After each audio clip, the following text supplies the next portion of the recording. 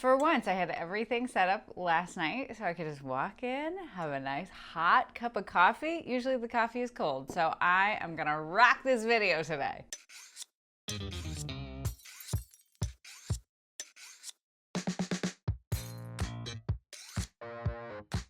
What's shaking bacon? I'm Joni Simon. Welcome to my studio. This is where I do food photography. So if you're into that, you go ahead and hit the subscribe button. And today we're delving into part 2 of our series on how I film and create my videos here on YouTube. I get a lot of questions about the editing process. So I want to walk through with you just how I set things up, how I edit, what are some of the softwares and tools, and also most importantly, what is my workflow so that I save time. So if that sounds good to you, you stick around. So diving right on in, I have edited all the videos here on the Bite Shot with Adobe Premiere Pro, and I have been using that editing software for better part of the last 2 years. Prior to that, for other videos, I would use iMovie as a Mac user. It was a pretty intuitive software, so I feel like if you're just getting started and you want to learn the world of editing, definitely things like iMovie are a great place to start. They're rather intuitive, but they still utilize kind of the logic that you will find then when you jump into more robust editing programs like Final Cut Pro and Adobe Premiere Pro. So last week I showed you how I capture the videos and the audio, and then I capture those separately. So now I want to show you where all of that lives and just kind of how I organize my files. So here at the house in the studio, I am networked to a terabyte drive. It's by Synology, if you want to check that out. I'm going to do a whole video on my storage and backups and all of that stuff, but for now you just need to know that all of these files live on that hard drive. And then what I've done is I've created a folder where all of the Bite Shot videos live. So you can see we're here in the Bite Shot folder, and if you just go through and look at all these different folders, each of these represents a video that currently lives on the channel or is being worked on for the channel.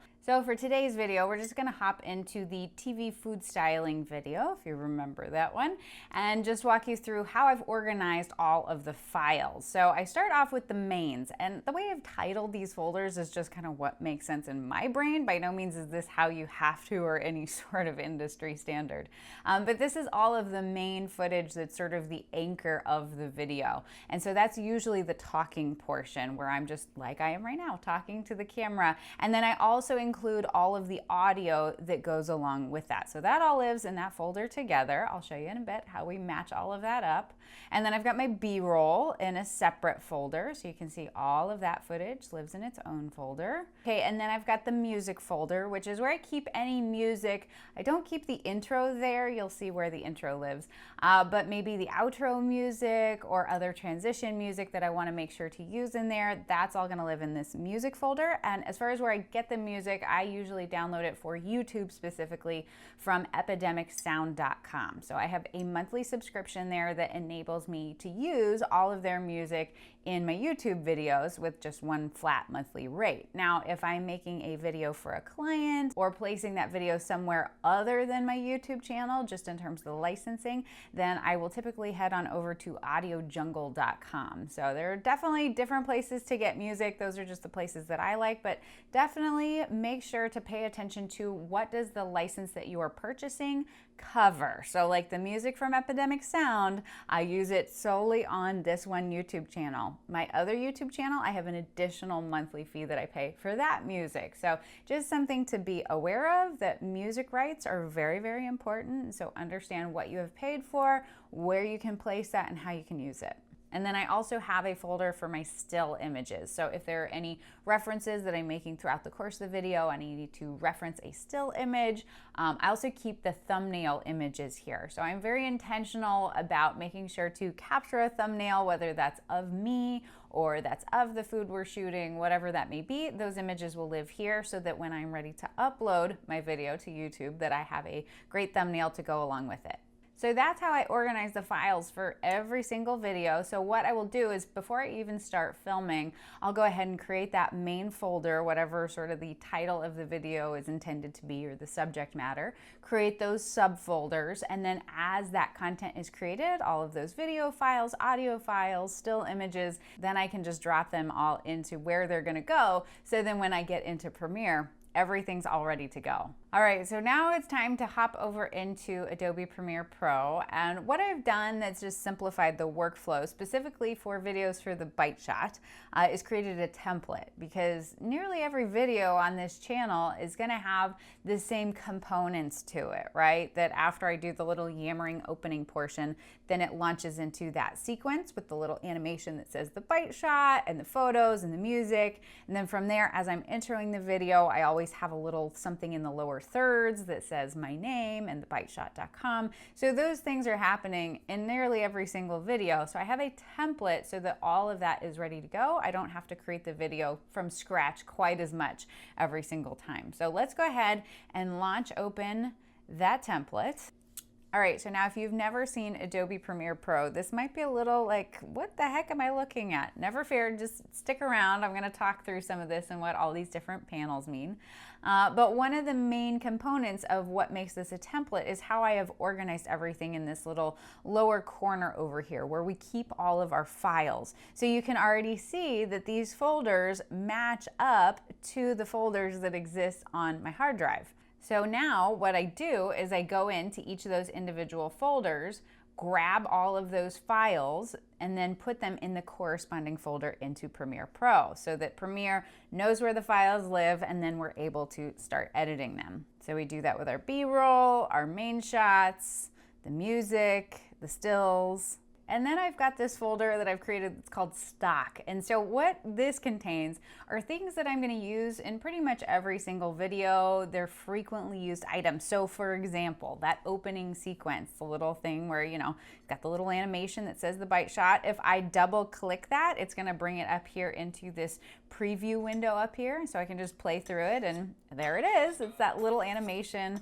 with the photos. And people like to ask questions about, where did you buy that? Did somebody make that for you? I made that myself. It was actually not too complicated. So it did require some use of Adobe After Effects for that opening animation. And that is actually a template from Typo King. I'll link that down below if you've ever used After Effects. After Effects is definitely like next level ninja craziness. I don't use it a ton, but I did use it in order to create this opener, and it's just a basic template. And then I added all the individual photos, overlaid music under it, exported it, and now I have it for every single video. And then the final part of this basic template that I use for every single video for the bite shot is then I've also created a sequence. Like, what's a sequence? So we double tap on the sequence and you will see it opens up here over in the timeline. And the sequence is just a combination of different files, videos, stills, music that run together in a timeline to create ultimately a video. So now if we look at the timeline, we can see that there are some things already placed there. So for example, this little blue-green guy right here, this is that opening sequence that we just watched, but now it's on the timeline. So the blue area right here representing the visual, the video component of that, and the green with the lines, well, that is the audio portion of that. That's that little Seinfeld-esque jingle that I got from Epidemic Sound. So then if we just go through, you can see playing on the timeline, that little blue line is showing us kind of what's playing. And we go through that. So that is already existing on the timeline because I know I'm gonna need it later. And then right here, that's that lower third that you see pop up every single time. So they're roughly in the place that they will go, but of course, as I start to add the video and start to add the other files, those will move and change, but they're already there for me. So I've got the template, and then I have all the files in their corresponding folders here in Premiere Pro. And so then my next step is to match up the audio and video in those main talking portions. We talked about in last week's video how I record the video and the audio separately. That's a part of my setup that may not impact you, but if it does, if those files are separate, how you match them up is actually super duper easy. All right, so if I go into the main folder, you can see I have 4 different files here. So these are all those me talking to the camera files and then their corresponding audio. So for example, you can see these .mov files. Those are the files that are the actual like footage of me talking. It does have the native audio in it, that lower quality audio that's captured just by the camera. So that is there, but then here's also the Zoom 40 and the Zoom 41. Those are those audio files. So in order to sync these all up, all I have to do is select one, hold the Shift key, and select the bottom one, which then selects all of those files. And then I'm gonna click and hit create multi-camera source sequence. So this is just a fancy term for saying we are going to match up some files together so that they work together. So I'm going to go ahead and create this, call it main. So then it's asking for the synchronize point, and this is asking more or less, how do you want to combine these files together? Do we want to base it just purely based on, the start of them or the end of them? In this case, I want to match them up based on their audio files, because there's audio a part of those video files, and then there's also the separate audio on its own. Well, those audio files follow the same exact patterns, right? Because you look at audio files and you see it's like a little heartbeat, right? Like with peaks and valleys. So it's going to match those up, the ones that correspond with one another. So in this case, I'm going to say audio. And then for the sequence settings, I select camera 1, audio channels preset, automatic, and then I just use the clip names. So further you dive into this in your own personal workflow, some of these things may change. This is just personally how I set things up. Then we hit OK, and now it's going to sit there and it's going to think, because it's going to take all 4 of those files and say, okay, which ones go together, match them up based on those audio tracks, sync them up so that they're properly timed, and then spit them out the other end. So now that that process is done, we look in that folder and we can see that we now have 2 files, but those 2 files are a combination of that audio and video together. And we can tell that because we have just this little different icon that's here that's different than just the basic video or the basic audio file. And then because we selected put the process clips in their own folder, if we just then see this little subfolder that's been created in here, we can see all of those original files. So those still live there, but I like them being in their own folder. It just kind of cleans things up visually. And I can hear that the audio is synced up with the video, and then it's the better quality audio. It doesn't sound like I'm in a tin can or something like that. So now it's time to actually start building the video in the sequence portion down here in the timeline. And so what I like to do is I double click where I'm going to start. So I'm going to start with that first clip. And what I do, I love to use shortcut keys. To me, this makes it so much faster. So in order to go through a video and start watching it, kind of the play button, if you will, is the L key. And so you can see that's starting to move that little marker across this timeline so we can watch the video. And if you want to speed it up, you hit L again and it'll go double time. Hit L again, it'll go triple time. See how speedy I am? And then to stop that, when you get to a place where you want to stop, you hit the K key. K stops you. And so then what we're going to do is we're going to just look for that first kind of starting clip. If you want to go backward, you went too far, then you hit the J key. They're all right next to each other, J, K, L. Okay, so play with that. So J will take us backwards. So we find that starting part right before. Here we go. And I'm going to hit the I key. And the I is going to kind of make a little bit of a cut. It's going to say, I want the video clip to start here. So we hit I, and you can see it all of a sudden makes this little highlight on the line. Well, let's go ahead and start watching through What's Shaking Bacon, Yammer, Yammer, Yammer. Talk to the camera. It's kind of awkward to edit yourself in video. I'm just fair warning. If you don't like watching yourself on camera, you're not gonna have fun making videos. And so then when we get to a place where we want to stop, then you hit the O key, which is then the out, right? We set the in, we set the out. So those are sort of the parameters of that clip. And so now at that point, I can take that file and just drag it, and it is just going to drag the portion that is set within the boundaries of that in and out. You can see now it lives right here. And it brought the audio and it brought the video. Now another shortcut, what we could do instead is just hit the period, and it pops it down there as well, just based on wherever that little cursor line is at. And that's effectively how you create the video, is by tons of little ins and outs and little pieces, starting to compile that all on the course of a timeline until you have a completed video. But now this little piece that I just grabbed is the What's Shakin' Bacon portion. So that actually goes after that little musical sequence that I do. So I'm gonna go ahead and drag that over here after, because this is right here, right? This is the musical sequence. But now you're like, oh, those audios don't work together. So here's what I can do. I'll just take the audio, pull it down so that it is below the music, so that the music still continues. And then if you just hit the delete key between any clips that exist that you want to kind of scrunch together, right there. Now you see it did move my little lower third, so I need to just scooch that down a little bit. But now we can play it so that there's the intro, and there's me, okay? And we've still got that audio playing, we've still got me talking, but now real quickly look at this and we see, oh, it just jumps right into it. We need a little transition. So we can create just a little automatic fade by hitting Command D, Creates just a nice little dissolve there for us. Right into me, and we're ready to go. So that's just a quick shortcut for the video dissolve. Now, if you want an audio dissolve like we have on that music so that the music kind of fades out as my talking comes in, all you have to do is Command-Shift-D. Okay, so now if we want to add some B-roll to this, then we go back up to that B-roll folder.